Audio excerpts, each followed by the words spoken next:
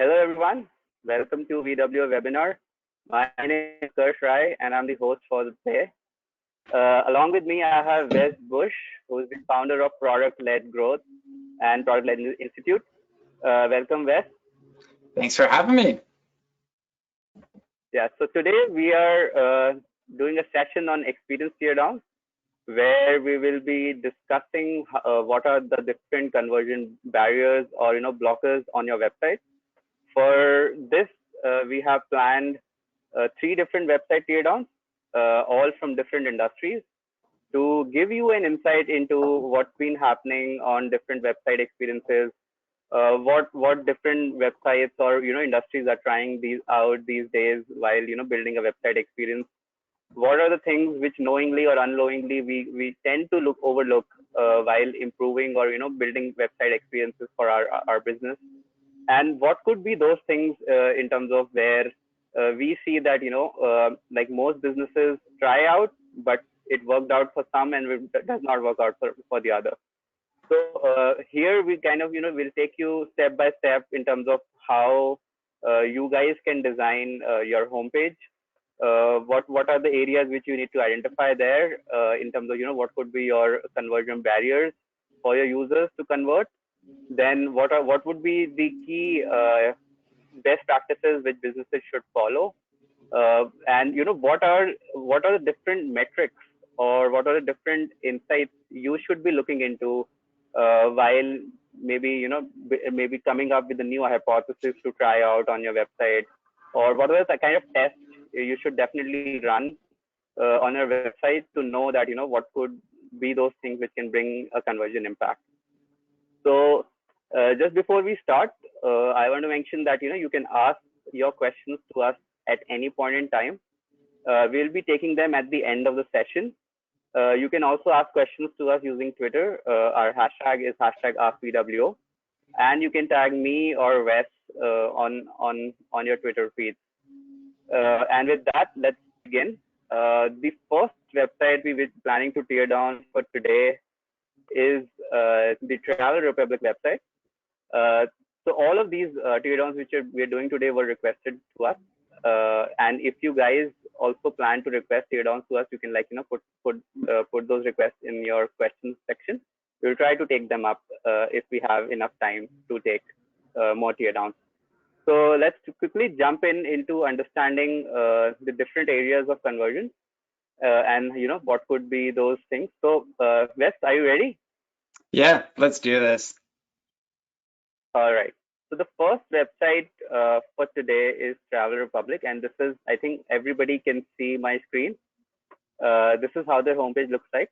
So let's just quickly spend 5 to 10 seconds into understanding what their homepage or the first poll is trying to communicate. All right. So it seems like a travel website. Pretty standard in terms of booking flights, hotels, or airport transfers or station transfers like that. So I see that these guys have a cookie policy. Okay. Okay, they have a COVID refund schedule, and that's the first thing they're showcasing. All right. You can, okay.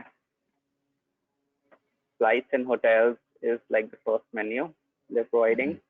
Adults, children. Okay. So if I'm to give my first reaction, I think talking about the positioning of the website in terms of say I'm a first-time user and I decide to land on this website. Maybe I saw an ad or something. The positioning is pretty clear in terms of what the website or what this business is trying to solve for me.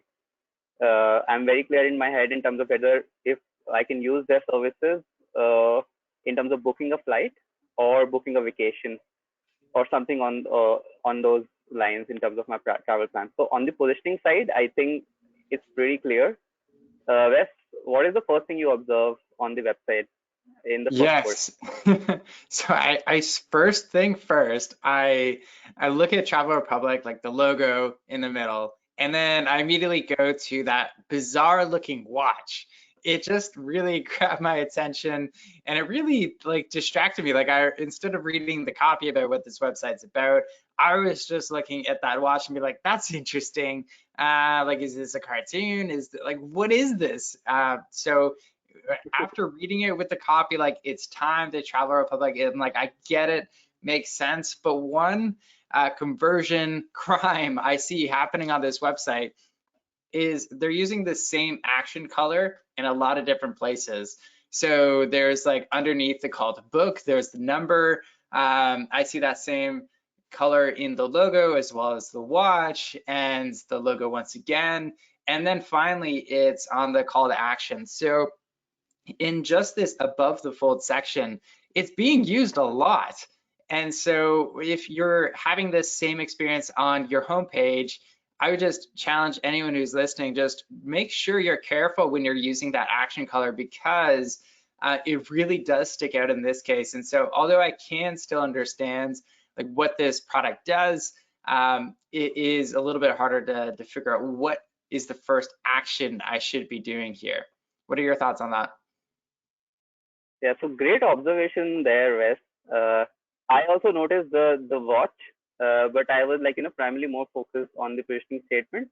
But definitely, once like you look at the watch, it takes your attention away, and you're right in saying that that's a lot of noise in the first force. Like, so I think one recommendation I can give right away to the website owners here is that look into a heat map report, and you can maybe run a heat map using VWO. You can run a heat map using Hotjar, Crazy Again. On there are like so many different ways of doing that.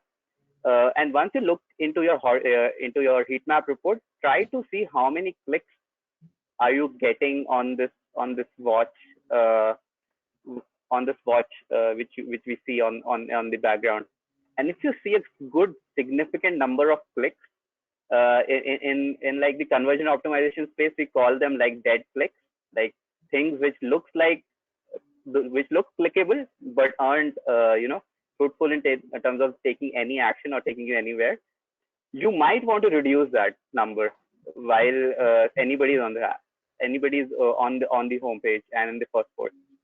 And if you maybe try using a different image in the background which has less distraction, or if you still want to keep using the same image, then I think it would be best if by anybody clicking here on this watch thing, then it should kind of do something. It could either bring them to this part of the website where they can simply write where to and the destination and get started. But currently, like this image is a bit distraction point, as Wes also mentioned. Second thing which I think Wes touched upon was the color scheme. So we understand that you're a brand and you follow some guidelines in terms of designing. But have you tried using a different color palette for your call to action? And I think a click report can easily tell you that. It's usually like most businesses provide heat maps and click map reports in parallel, and you can see that what is the kind of clicks you get on this search, on the search menu, on the search call to action.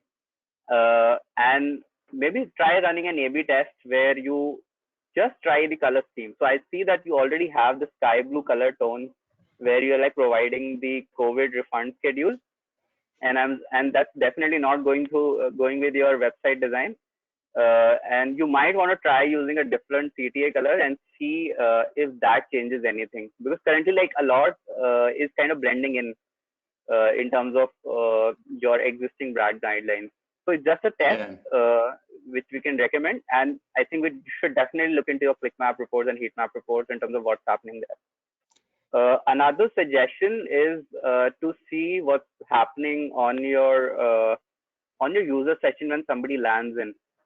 So are you seeing that whether more and more people booking flights with hotels, or are there more people who are just booking flights?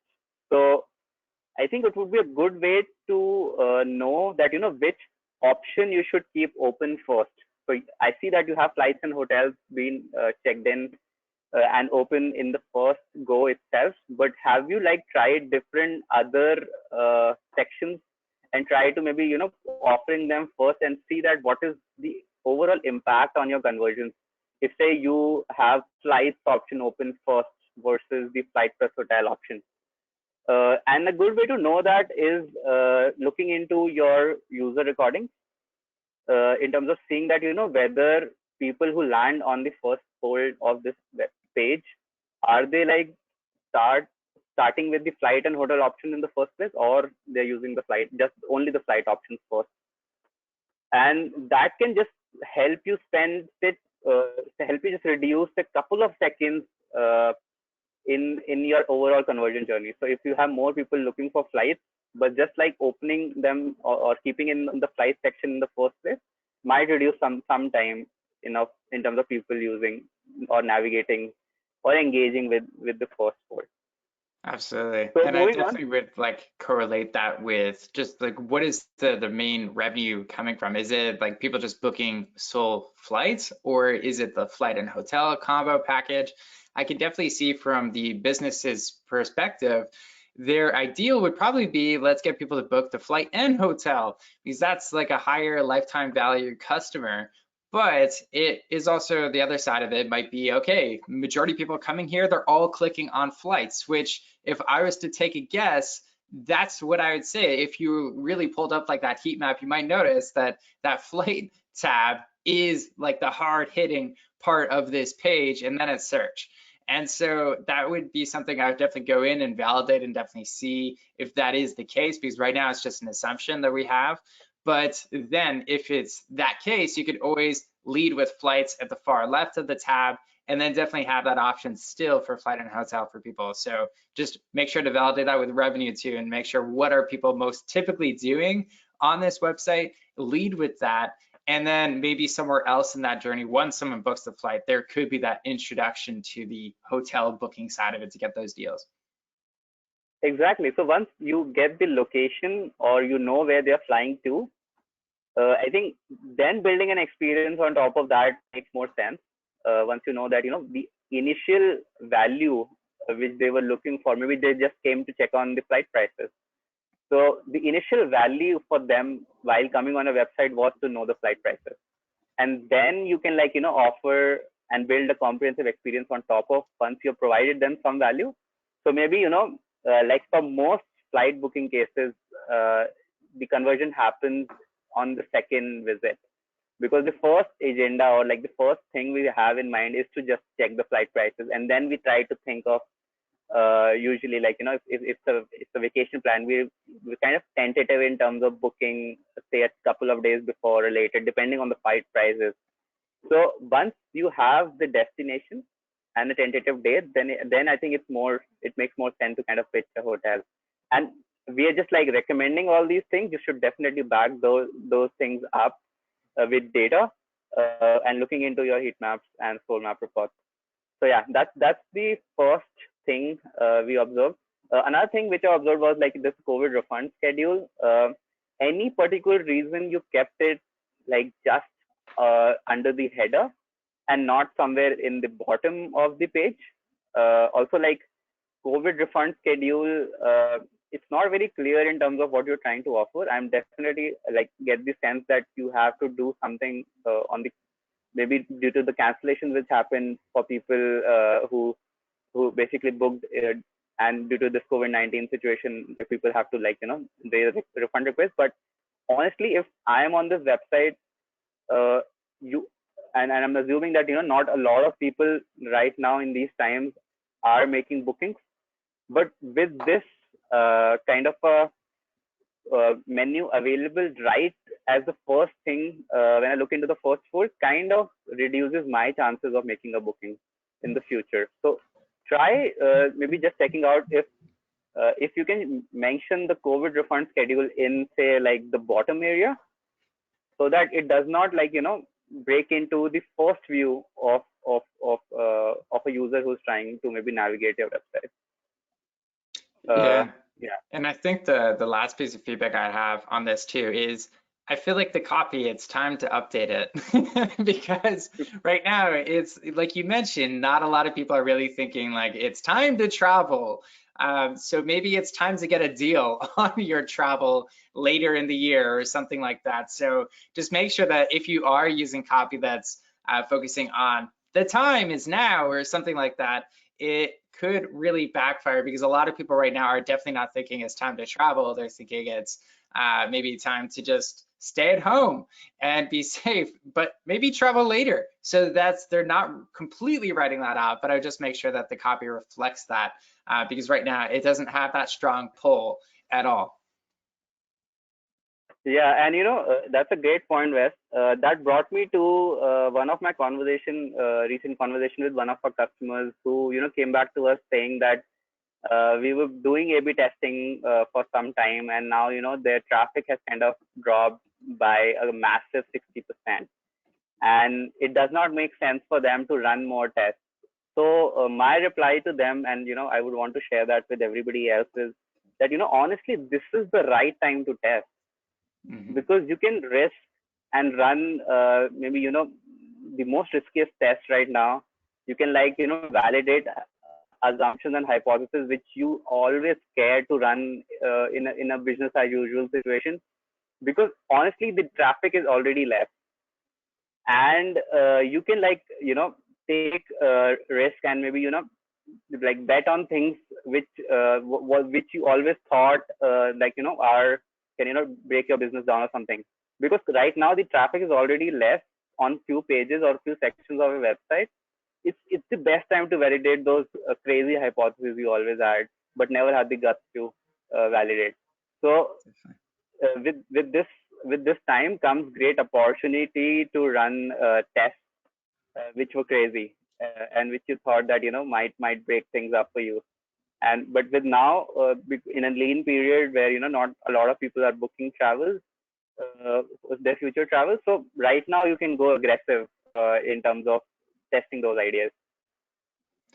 Awesome. And I know there Yeah, was a couple others we wanted to go through, just trying to manage time too. yeah. So just spend a couple of more minutes in terms of scrolling this one. So I see that once I scroll, I got this looking for the perfect deal, and like it's asking me to sign up. Uh, I think so. I get this part that I'm looking for a deal or something. So I get that why most businesses try to run a pop-up experience, but honestly, like it makes more sense when I've actually interacted with the website for say with an action and then showing me this, because currently right now like I've only spent time on the page and I'm just like looking into what all things which you're providing. So say if the moment I click on staycation and I'm on that page, that would be like my first click in the overall experience which you have built for me on this website, and that just gives you a little more understanding into what I'm trying to look forward. So if say I've like looked into a flight and clicked on search, that tells you that I'm looking interested in knowing more about the flights to this in this location. Similarly, like if I click on the staycation part, it tells you about that I might be interested in a vacation, and that's the time when you can show a pop up like this, where that I'm trying to maybe score a deal or something. But right on the home page, just within a scroll, I think that's an overkill. And you should definitely test that and look into your heat map and see that are you getting enough subscription requests, or are you like adding subscriber base from the homepage, or it's more on the other pages, so that you can tailor this pop-up messaging basis that. And yeah, if I scroll down, I see that these things are available, like vacation, everything. One very important observation, I don't know if you observed it or not, the header menu is not sticky. Did you notice that? No, not right off the bat. I didn't. Yeah. So I'm scrolling down the website and I don't see sticky header menu. Uh, any particular reason, guys, at the Travel Republic? that you don't have a sticky menu. But usually, like, most businesses keep a sticky menu so that if anybody, like, say, like, you have it in your first word. So, like, if anybody needs to navigate to a different page or something, so like it helps in that. So Hmm. yeah, one recommendation there, that try keeping a sticky header menu, and it's very easy to do that. You can even A/B test it, and see that, whether you're able to improve engagement on the website, whether you made sure that people are navigating to different parts of your website through the header menu. Because currently, like, while navigating your homepage, there are not much options to do that. And is that like common for travel websites? I've just pulled up Skyscanner and I'm pulling up Expedia right now, and all of them don't really have that header where it's just sticky. So I'd love to hear your thoughts on why you think that is a good recommendation for them. Yeah, so because most businesses try to provide navigation. Like, if I talk about this time right now, if you already know that a lot of people are not booking staycations, not booking flights, then it would be the best time to engage them about travel experience which people have built using their website.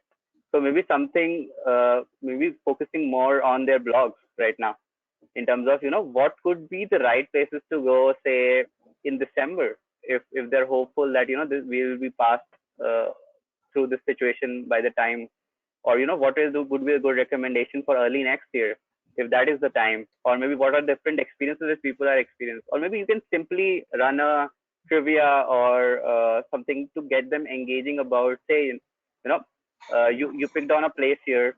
Say you're supposed to go to Spain in the summer, but COVID happened. So what could be more information you would gathered anyways for Spain? So maybe running a trivia on that, recommending situations. Maybe say just telling them, maybe interactive with them on the page here, saying what is your favorite travel destination. So you pick a place, and then you, like, try to build memories about of that place, and try to recall those memories, and try to build an engaging connection with your brand. uh, and that's, like, where the header menu will help for them to navigate to different parts of the page. uh, yeah, that's what I feel. Okay. So yeah, I think that's pretty much it from our end in terms of the Travel Republic teardown. uh, let's see if we have anything.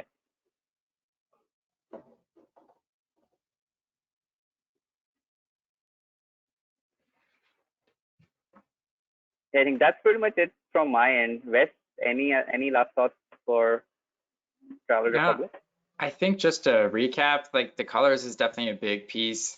Like right now, even just on the above the fold, there's lots of different shades of blue, even with the blue sky. So it's kind of hard to see what to pay attention to. And then as well, with the call to actions having the same color, that can definitely be confusing for people to learn where to pay attention. And the other piece of feedback we both agreed on is just whenever people are actually searching for whether it's flights and hotels, or maybe it's just hotels, just do that research to figure out, okay, on that homepage, what are people mostly clicking? Like if it's flights, lead with that on the far left, because if you're marketing to someone who reads English, like we're all trained from inception almost to read left to right. So we're gonna see flights first if that's the most popular one. So just lead with that.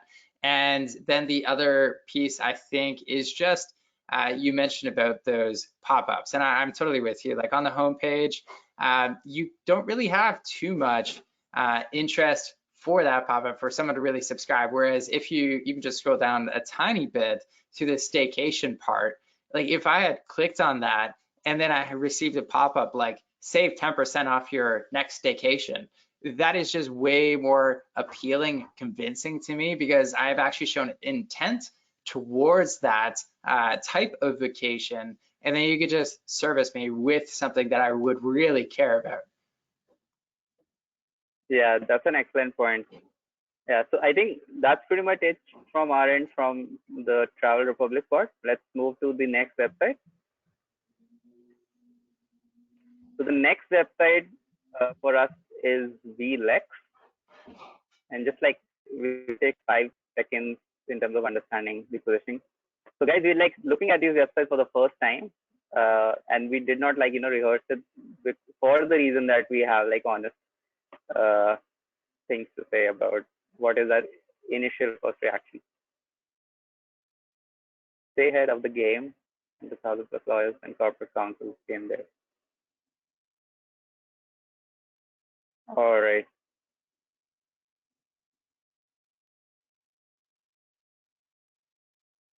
Okay. So my first reaction, so I feel that this is more like a law firm, which gives me access to say 100,000+ lawyers, uh, or maybe it's a platform for lawyers, which just helps them to do research and maybe evaluate their offering or whatever in comparison to their competitors. I'm not quite sure in terms of whether I got that or not. Yeah, I'm totally with you.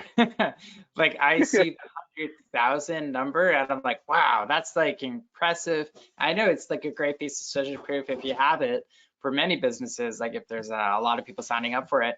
But I'm not sure like what capacity are these lawyers going to help me? Is it like a community? That's like the initial thing I initially popped up into my mind, like, hey, I'm going to stay ahead of the game. I got the resources with the best of the best lawyers and corporate counsel I can get. So it's like part community is what I'm initially thinking, but then it's like request info. That's a more so like corporate kind of call to action. I'm with you. I Yeah. wouldn't click that. I would definitely scroll a little bit lower to figure out like what exactly is this, because then my next thought, since I don't understand what this is I go to like content coverage and apps and integrations. I'm like, oh, this is a product. If it's got apps and integrations, but content coverage, is this like a blog or is this something different? So even the navigation is a little confusing for me. Okay. Now it says peace of mind when applying the law. All right.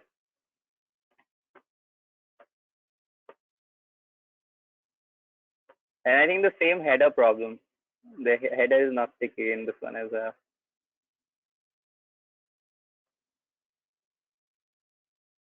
Say head of the personal legal.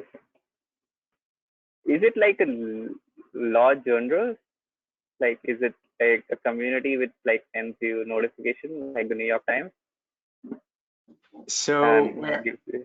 my thoughts initially go is, given that a lot of laws change, it sounds like you get these real-time updates for maybe like your jurisdiction, like what's changed. Um, but it's, yeah, kind of still not very clear to me. It's more of a guess at this point. Yeah. So yeah, honestly, like if lawyers are the target audience, like we are not the right people. But as a layman, anybody, like most lawyers don't look for platforms like this.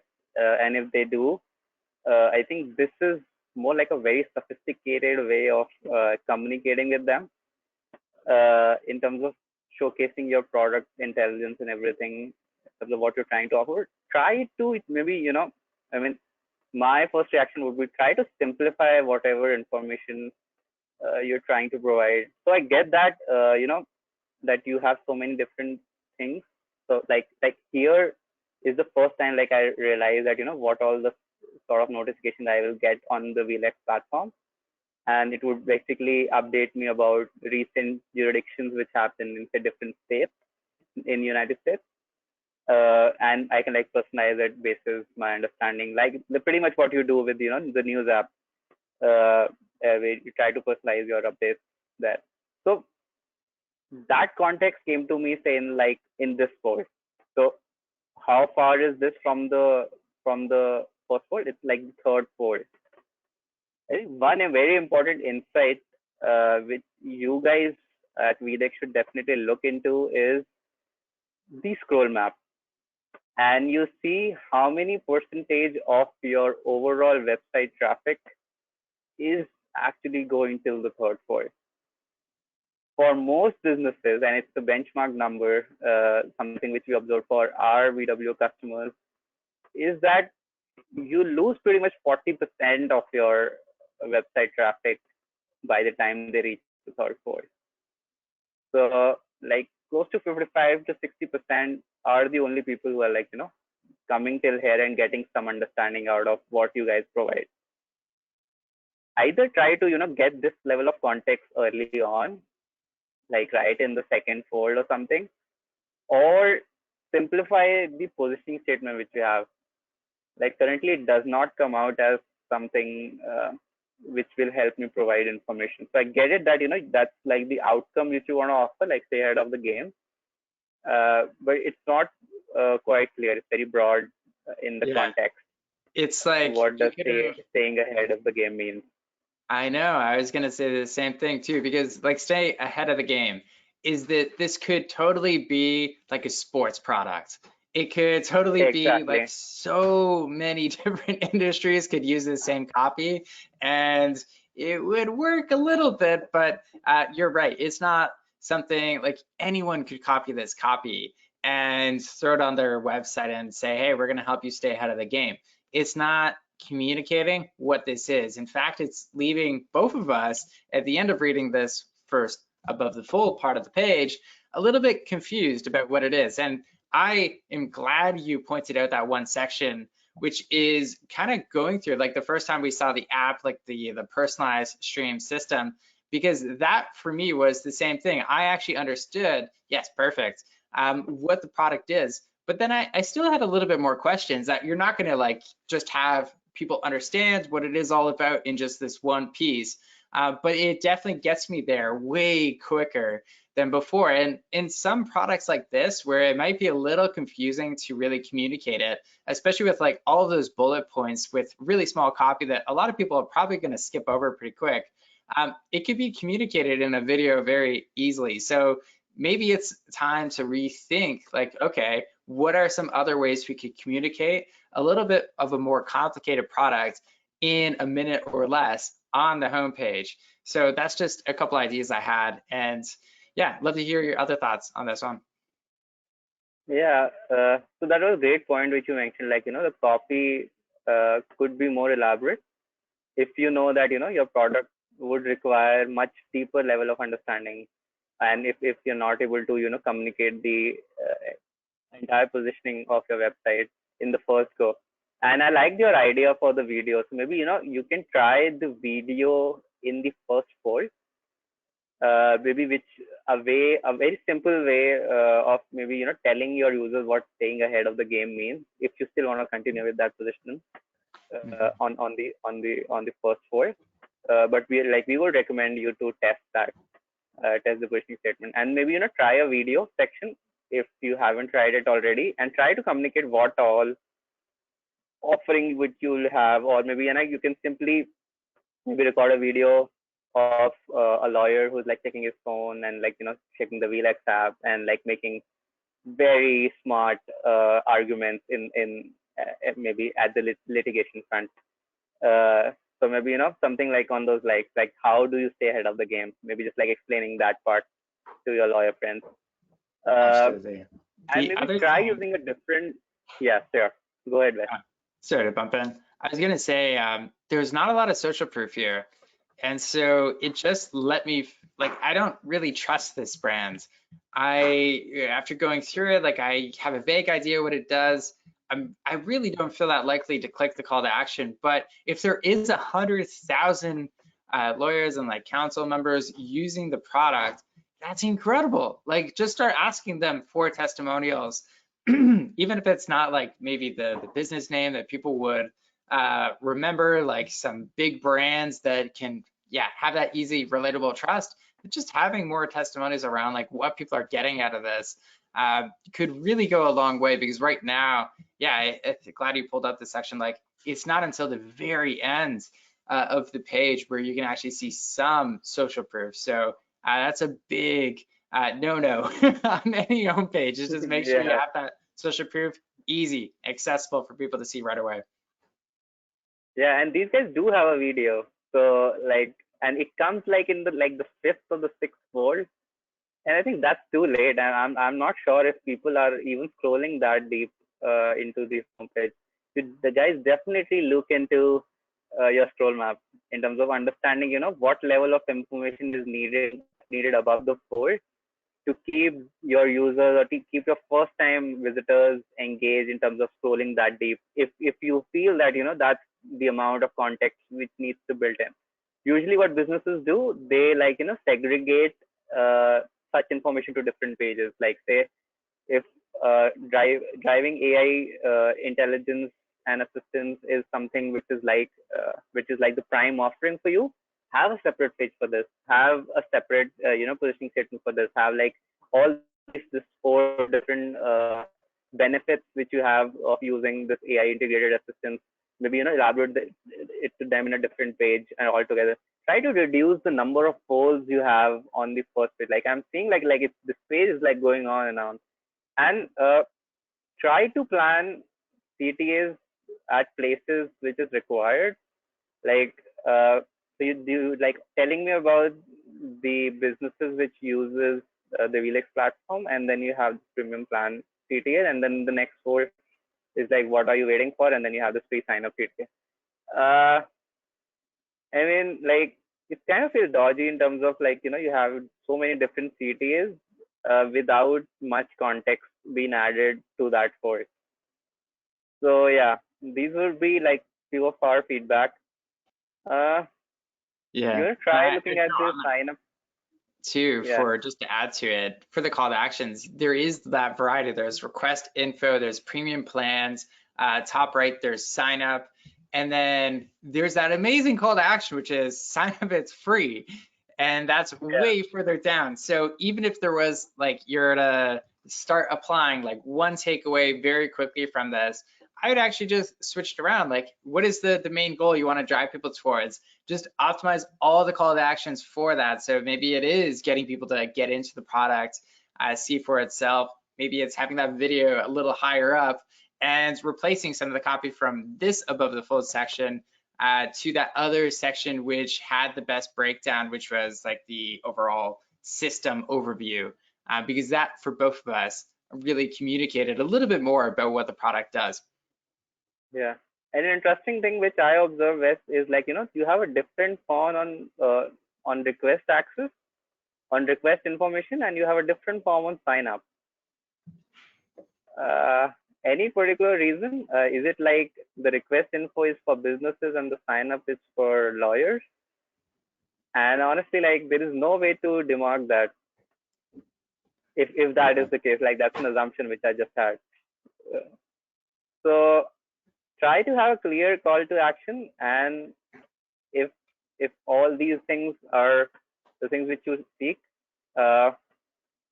okay, so I'm assuming that this is for businesses because you mentioned company, job titles, and all these things. Any particular reason that you're asking so many information without offering any immediate value to the user? I mean, like, I think if you want these guys to request information, I think first name, email, phone number, and yeah, I think first name, email, phone number is pretty much all what you want. You can populate the select country part, maybe using, understanding, like tracking their IP. It gives you a good context, like, maybe negate this field. So I'm just thinking out ways in terms of how you can reduce the number of fields in your signup. Job title, okay. But like, and also like, very interesting thing, there is no way to know what is the information they are requesting. Yeah. Like I don't see a subjective, yeah, I don't see a subjective field which basically helps me to tell you the kind of information I'm expecting. Yeah. Is it like the standard for you guys? Like in terms of like, are people actually reaching out to you from here, or are there more signups happening from this form? And pretty much the same problems here. That so maybe you can just simply ask for the email and the password and like what is their interest and get them signed up. You can ask about their name and other things once they're signed in, because it's not like these are like you're asking for billing details that you would need name, you would need name or things, everything else. You can like ask that in the second step, which can happen within the app or within the platform. Just looking for ways in terms of how you can reduce the number of fields in your overall conversion cycle. I think Yeah. one interesting way to know that is to use form analysis. Form analysis basically helps you like tells you into how much time a visitor is spending into filling out each of these fields, and what are those fields where this user is being most hesitant about in terms of filling it out, and maybe you should either remove that field, knowing that what is the report of the form analysis, or maybe try to delay it to the next second step, if that information is critical to your business. Wes, you had some ideas. Yeah, I was going to echo that because whenever it comes to someone actually signing up for any software product, there's really only one field you need, and that is like your email. Just get it started. Then eventually you have to create a password, and ideally you have their name so you can personalize some stuff. So there's those three things. Everything else is bonus. So if it really impacts your product, the one question here that I think might have a big impact is the jurisdiction. So if that is that mission critical, like keep that step. It's going to be really interesting for people to go through that, because all that legal advice and tips for that jurisdiction, it's different for every single one. So keep it if it's like mission critical for your setup. But everything else, like the phone number, even the last name, like that could be optional. And I encourage you to think about, okay, do we really need this, or could we just ask for full name and then segment it to really get both the full and first name from that one field? But yeah, I would recommend doing that form analysis too, because you want to figure out, okay, where are people mostly dropping off? I know the phone number can be a big ask for a lot of people signing up for software products, and most often they're going to put in the wrong phone number. And so if you could just not ask, you can still find out a lot of those details through third-party data enrichment tools. Yeah, that's pretty much my take for this website. Yeah, I think that's pretty much it from my end. Uh, any other thought, Wes? Or maybe we can move forward. I think to recap, social proof, have more of it. Don't bury it at the bottom, and then get crystal clear on the value you are providing people. This above the fold section, we both really didn't feel that, I guess, committed to filling out that request info call to action right away. We wanted to scroll and learn more. And there are sections of this page that do a good job of communicating what the value is. It's just they're buried. So yes, Utkarsh mentioned, like, do that scroll analysis, see where people are dropping off. And if you already have that video created, which it sounds like it is, it's already on this page, maybe experiment with having that further up if you can communicate what this product is all about very quickly. Yeah, definitely. All right, moving on to the third website. It's Hungry Pets. Okay. Hungry Pet Nutrition, getting a better life for dogs and their humans. Purpose, mission, what they stand for. No call to action. Nope. Yeah. Okay. So my initial impression is this feels more like a hobby, not so much a business, because there is no call to action. And I do like it feels like my likelihood to connect with this brand is actually a little higher, because they're really leading with like their purpose and values, but it doesn't quite have that ethos of like, is this a business or was this a WordPress blog? And so that's my initial 5-second takeaway from this website. Yeah, so I pretty much felt the same thing, because the mission purpose, it made me felt like community, like maybe a community of dog lovers where they exchange ideas and like tips about raising their dogs better. But in the side menu, I see that there is an our product section. So now my understanding is that this is more like an anchor website, which connects say 2 or 3 different products into one. So Hungry Pet could be the brand, and maybe it has different products. Let's look into that. Yeah, yeah. So it's more like a static website with no CTS, just information, and then navigating to our product section. So now, I see that these are the 3 products they have, which they're trying to sell. So I'm honestly not a dog owner, so I don't know what does kibble mean. I get the Kibble's like supplement just the chews. food. Yeah. Oh, okay, okay. So it's like a universal term, right? Yeah, pretty common. But yeah, no, it's for a dog owner, I would argue they should know what it is. But yeah, Hmm. okay, go on. So yeah, honestly, I did not know what kibble means. So I got confused with the super premium kibble kind of heading. But I understood the supplement chews, like it must be like, the multivitamins which we usually take as humans, like they must be something similar for dogs. And then the protein mixes for post workouts or something is what my. So I got these two. But yeah, kibble was something which was new for me. And yeah, they have Hungry Pets range of super food kibble was designed to specifically meet nutrition requirements. That's pretty much like a supplement, is it? No, it's like the main thing they eat at the end of the day. So yeah, Uh, okay, the main course, okay. and then supplement chews, I imagine is more of just the like treats at the end of the day, but healthy ones. And then protein mix-ins, never heard of that. Once again, I'm not a dog person either, and so that one's interesting. But I think what would be most relevant to the majority of people listening is probably the super premium kibble. If I was to take a guess and say, okay, what do the majority of people buy here and buy regularly? It probably would be either the kibble or the chews. So want to click on the kibble? Yeah, so just like a couple of things. First thing is that, this image is not clickable. Like none of these images are. And they have dedicated call to action. Uh, any particular reason that, you guys have not made the image clickable? I'm definitely sure you guys have looked into the heat map. And if there are a good number of clicks happening on the image, because that's like, the most users have an expectation, like, jump right in by clicking somewhere.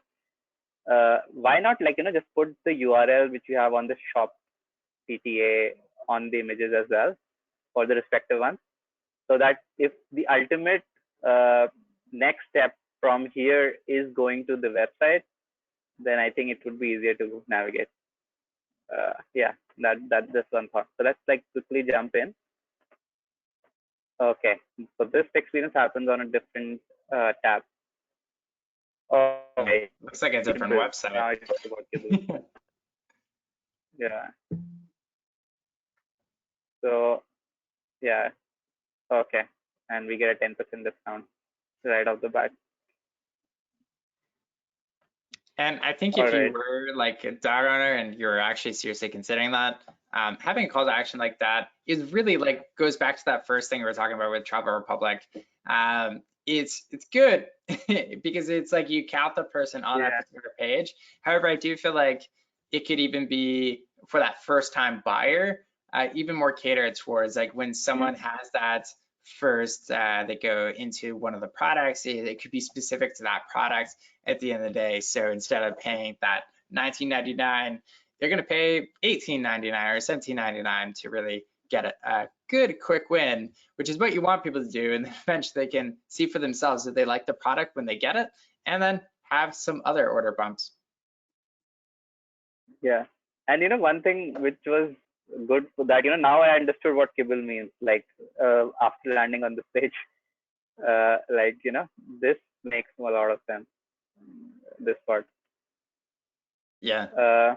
Yeah, like it seems like a pretty standard e-commerce website. But now I got to know that, kibble is like one section of the website, because like you can still navigate to the main website using this part.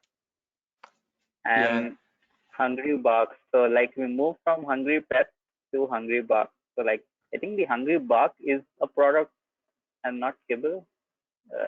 I'm confused. Like in terms of the hierarchy of the website. Uh, but yeah, Definitely. I you do get like you the see reviews product. though on this page. Although they're all 5-star reviews, which there's a thing about trust. If you just have 5-star reviews, people start to trust That's you a big red less flag. because they think, oh, they're really pulling this lever of social proof here. But are they? Do they Yeah. have a good reputation? Whereas, like, let's say it's 4.5. Even let's say if you do get all 5-star reviews, people are actually going to trust it more, oddly enough, because people know not everything's perfect. It's not always a good fit for every single dog. So yeah, just something to note. I do like the photos for the reviews though. That is a nice touch. Yeah. Yeah, so this part is like amazing. Like, people are posting reviews with the dog and the food. I think you guys should use some of these images on the website itself. Yeah. Uh, like, this dog is like having the Hungry Pet packet next to it, and like this guy's feeding on that. Like, yeah, I mean, like these photos are amazing. Like, and you should definitely maybe record a case study with these guys who are like sending reviews to you, and maybe build videos on top of that and have that part of your overall brand experience. I think you can do a lot more there. So Mhm. if I talk about the listing page of one of their products, uh, so yeah, I can choose the quantity. Okay, you can subscribe or maybe have a one-time purchase, add to the cart. uh, okay, yeah, so these were like the common questions which people have in terms of Yeah. security and approvals and how sustainable all of these things are. Description, nutrition, Like I feeding really guide. like this product page. I think for me it has Yeah, all of the necessary items on it. If you could scroll up a bit, I think there's one piece. All right, so yeah, subscribe and save 20%. So initially we got that pop-up, which was there is 10% off. And then 10%. if Yeah, I saw this after the fact, if I signed up, I would actually potentially be even more hesitant to buy it because I'm like, oh, like how do I add this coupon and where do I add it? So if you yeah, just had this, subscribe and save 20%, I feel like, oh, of course, this is even better than what I just signed up for. And if yeah, I had signed up for that 10% discount, do I still qualify for this 20% discount? Because I want the bigger one.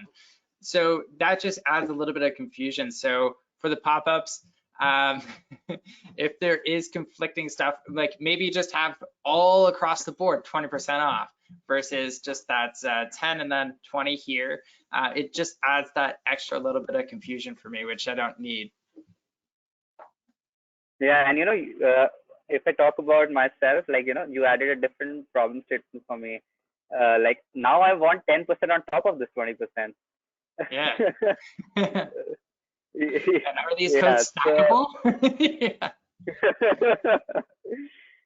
yeah. So like yeah. So the point here is that you guys need to be consistent with what you're offering as discounts. So maybe like at one point you can mention that if you subscribe, then you get 20%, and if you are a one-time buyer, then we give you a flat 10%, something like on those lines. Like currently it's confusing. I'm not sure if you guys provide 10 on top of this 20%, that would be great, and that needs to be communicated as well in the on the website experience, because that just like doubles uh, the amount of trust, or maybe the curiosity of the person to maybe complete his or her purchase. Yeah. And uh, the if I only talk other about piece of, the overall, sorry to jump in there, but the only other piece of feedback I had is the main call to action we're looking at right now. So this is one of the websites we looked at that actually does have a sticky navigation bar, but it's actually working against them. So on this yeah, product page, the main thing you want someone to do is add this to a cart. And yet yeah, what they're really trying to get people to do is create a custom plan. So it's just like two conflicting calls to actions. What I recommend is on this page, that main call to action for this page is add to cart. That's what you want people to do. So right now it's just confusing. And that's a great observation, Wes. Like, like this time, the sticky call to action is counterproductive for these guys, because it's time, like, making them move away from adding it to the cart. So yeah, I think you guys should maybe look into that. Maybe, like, I'm like surprised to say this, but like not make it sticky for the checkout pages at least. Uh, yeah. So let's see if what is the experience if somebody adds it. Uh, okay. Yes, please. I can add it. Okay. So this is more like a single page application experience. Then it's actually taking me to the next page. And okay. Have you ever experienced something like that before, Wes? Like, this is the first time me experiencing a single page type experience on a checkout. Yeah, Yeah. I'm not sure if I like it or I hate it because Yeah. it is one of those things where I just haven't seen this kind of experience very often. And I know just where I buy the majority of my products on Amazon.com, it just automatically gets added to your cart. When you want to check out, you click the cart. So that experience is well known for me and many others. So this is definitely new. The secure checkout, maybe I would reword that to have a little more intent behind like what it is, like buy now, or maybe if I clicked add to cart, if you notice through your data that most people just go to the website, they buy one or two things, then you could just take them straight to checkout or have that option to continue shopping. So I don't know. Initial thoughts is I'm a little confused about secure checkout and continue shopping. I do like that there's that option, and I can see kind of hidden behind this. But it's not Yeah. clickable. Okay, it was clickable. Okay. But okay, it brought me back to it brought me back to the same page. So now the checkout option is here. Okay, now it's a side menu. I like that though. That's a good overview. Yeah. The side menu is still better because you know which product page you were on and what you have on your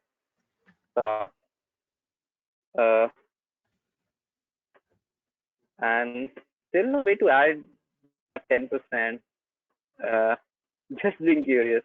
It looks like it's already off, to be honest. If you look at like the brown rice, it has the 20% off with sub and save.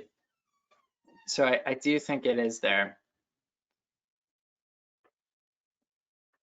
So if I remove this part, so if I remove this product, now I have that option. Interesting. And I'm assuming the checkout would take me to, I can fill out my payment details.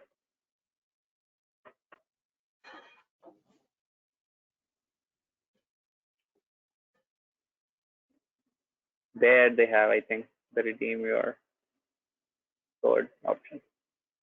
Or the checkout page. Yeah. All right. Pretty So standard email. I think it could be split up into a couple different sections, ideally. If I've seen the best ones, like you just asked for, like, here's your name, email, and those are the main things. And then it's like, okay, great. Now, step 2, shipping address. Right now, shipping address actually has a lot of those fields mixed up, as well as company, which is kind of interesting if this is mostly B2C people. I know personally, like if this is buying it for a dog, I wouldn't be putting my company name. It's not even a business expense.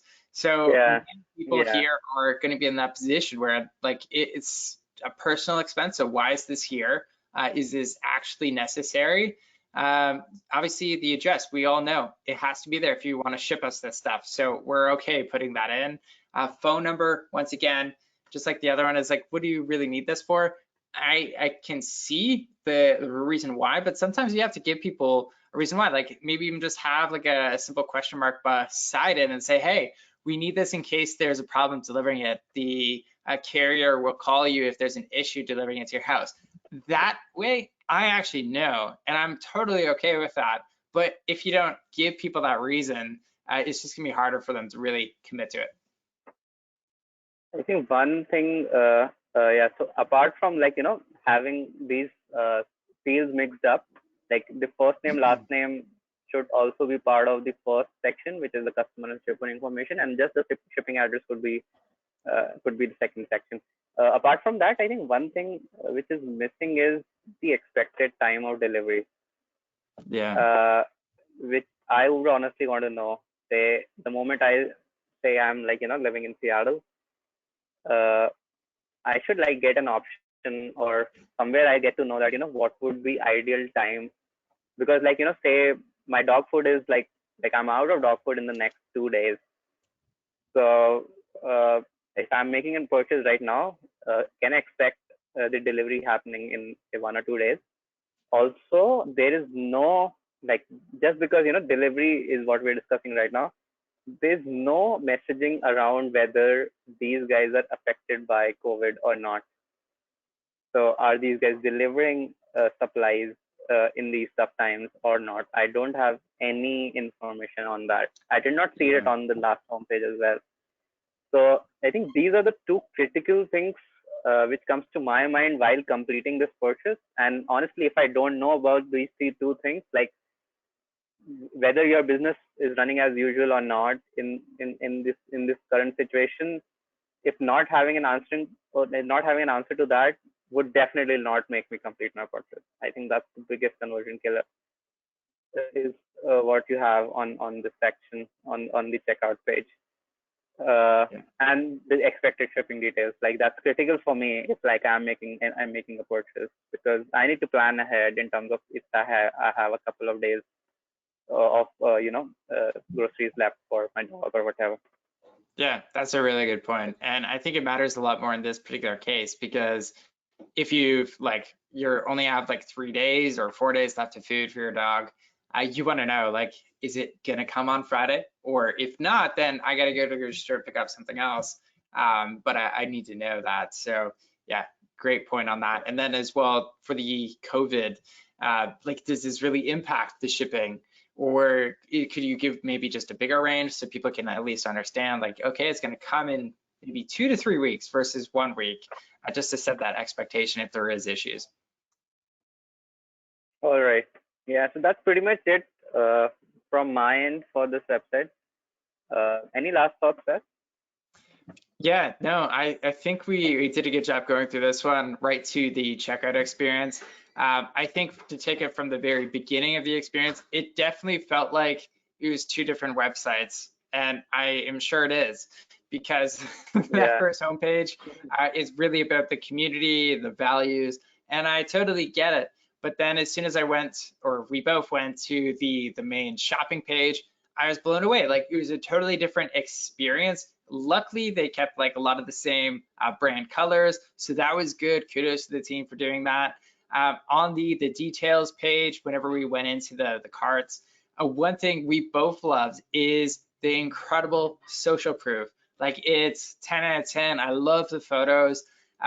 It really like did a great job building that trust. However, on that navigation, as you can see on this page, the get a custom plan actually detracts from people adding the items to their cart. So quick takeaway, maybe disable the sticky bar on some of those checkout pages and get crystal clear on just, okay, how can we get more people to these shopping pages faster? Because right now, if you start on the home page, you kind of have to wander to the product page and then go to this page and then click again on the same item. So lots of steps. Yeah, just one small observation I had, like, it says free shipping over $50, but when I added that product, which was like say under $30, they were showing no shipping on that part. Like, it's for showing a dash on the shipping part. So like, this is another thing which confuses me. Like, coming back to the experience, but yeah, covering the overall summary of the page, those couple of points which Leslie mentioned, about two different website experiences, and like very crystal clear social proof, which comes out really great. Just like a little dodgy in terms of the on so that the single page experience for completing the checkout instead of the side menu. The side menu, I think, is more on the lines of what a user would prefer. But definitely, like look into your heat map reports, your click map reports to see that what is the experience there between the two, and try to be consistent with that. And definitely, like work on the shipping details. Like those are critical right now. And like even on this page, I don't see any notification for COVID.